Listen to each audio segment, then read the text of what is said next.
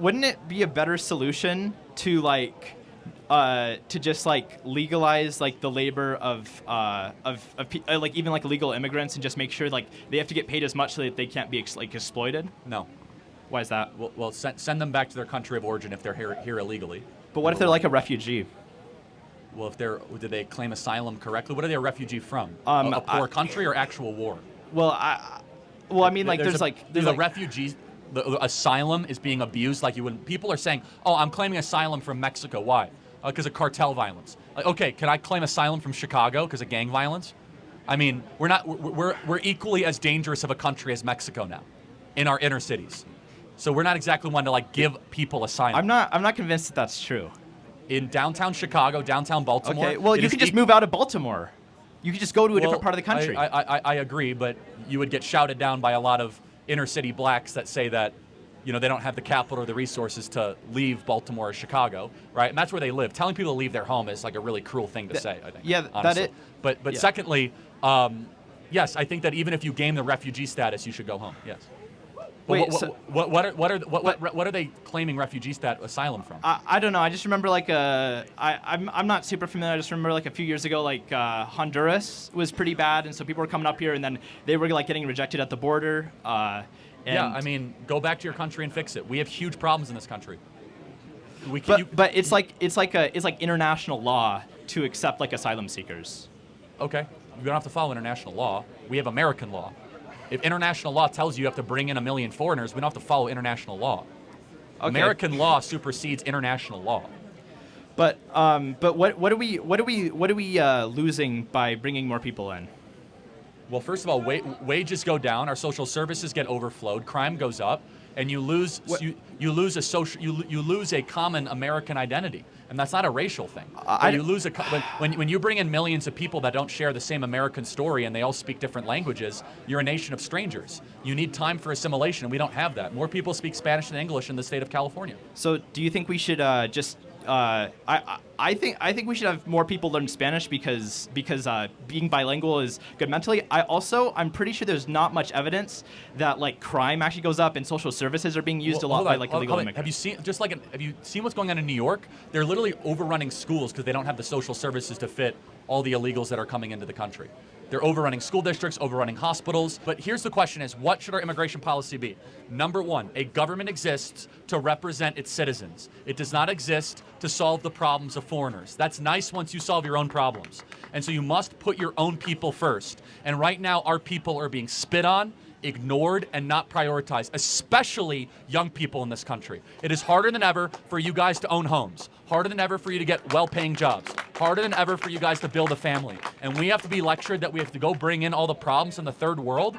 No, we should close the doors and say, you're welcome into this country if and when we solve our problems here domestically. We see a lot of immigration coming in from all over the world, especially here and in Europe. And we agree that we should all deport them, they should go back, there's no reason why they should be here. But I disagree about legal immigration fundamentally as well, because it inherently changes the makeup of society.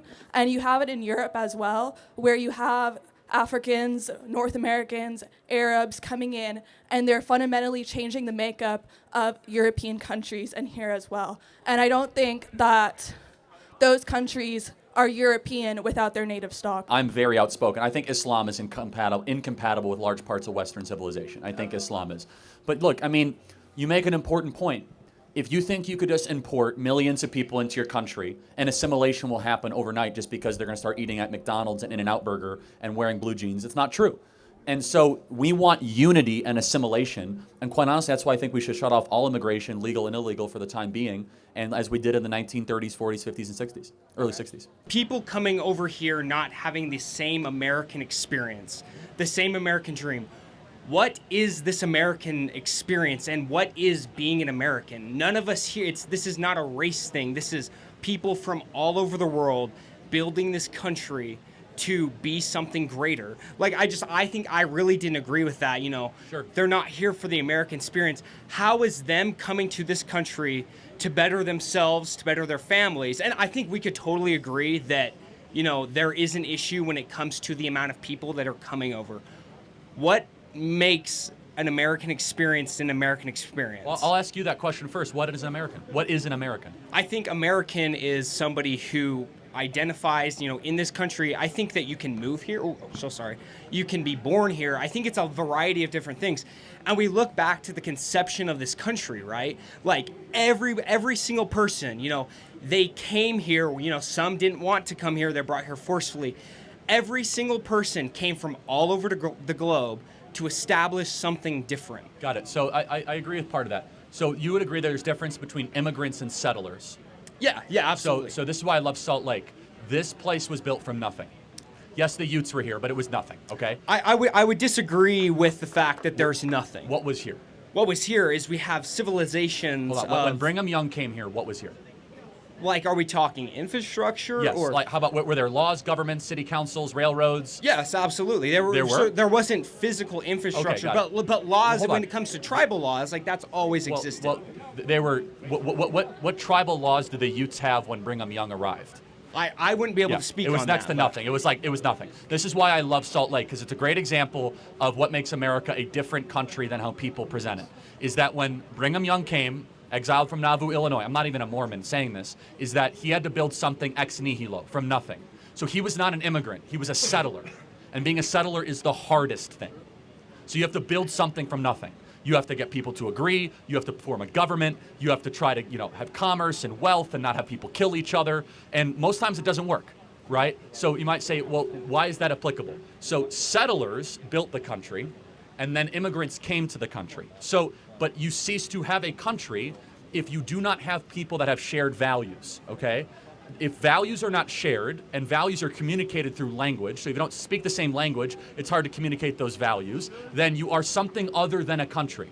You're a colony, you're a big economy, you're just something called a country. If you cease to have Western values as the priority of your country, then the country will no longer be Western.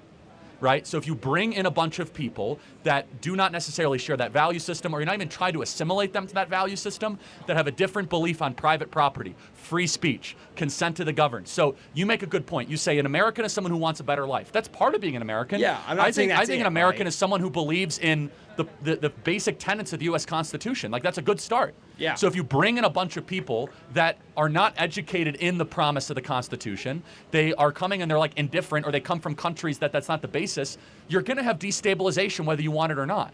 That's just a rational belief. Yeah, and I mean, no, I don't think you disagree with that, right? No, I definitely and so, don't disagree It's not with a that. racial thing. It's that when you have too many people coming into a country too quickly, that country will cease to exist. well, and Especially when assimilation is not able to keep up with I think it. the idea that like having all of these cultures is a negative thing. Like again, I think we can both agree that having a mass influx of people that's uncontrolled. No, we is totally bad. agree. Yes. Yeah, You need but an I think- assimilation period. But I still think that those cultures and values that they bring, even if they slightly conflict with other things, those are so valuable. Well, let's play this out. So they're valuable, but there are certain cultures, when they come to this country, to their credit, they actually no longer prefer that culture and they embrace Western culture. Can't we say that Can I give you an example? Yeah. Indians. Okay, love Indian culture, but I'm glad the caste system doesn't dictate American life. Sure, right. But So- can't we say the same thing about, in the beginning of this country, we have, people like Scottish, England, they're in the same area, but they share very different ideals. And a lot of them try to make their own civilizations to have their own belief system, but yet we But still it have worked. built. I mean, it was America, right? Yeah. Yes, what I'm saying is these different beliefs came together and, Well, it's less so than you think, though. It's that every one of those original colonies were Christian in nature, so they had something undergirding them, and the Constitution was just the distillation of all that together. We're not disagreeing, but assimilation is something you agree with. Yeah. Okay, so then I'll make my final point. You must assimilate towards something. What is that? I think I think you can't I don't think you can completely assimilate, but we have a culture here. No, I agree. But we have to at least encourage it in a direction, Yes, right? and I completely agree And with we that. have to figure out what that is without being called a racist. And I think it's the U.S. Constitution. I think it's a shared American story. I think it's merit over race. I think it's de-emphasizing tribalism. So there are three forms of government. You can have tribalism, globalism, or nationalism. Everything fits into one of those three things. Nationalism gets a bad rap. But nationalism is the American story, right? We have borders. We have a shared project. Like, you're going to have shared values. And they want more of a globalism, tribalism mixture where it's like, okay, you're part of this racial group. Like, I think that's really bad and damaging for the country.